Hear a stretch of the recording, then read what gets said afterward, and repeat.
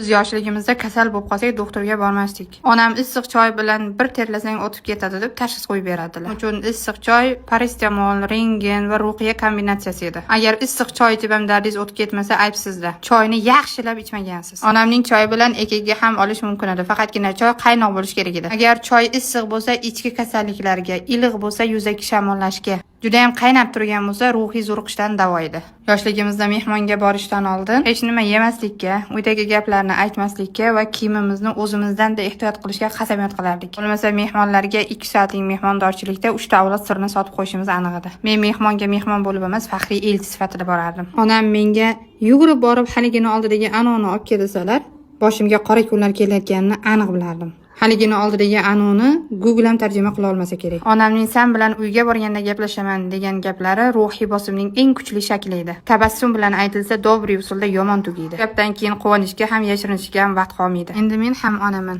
Ona bo'lib onamning qadrlariga yetyapman. Haligacha dardimga onamning issiq choylari davo bo'ladi. Shirin bolaligimga hali ham qaytgim keladi.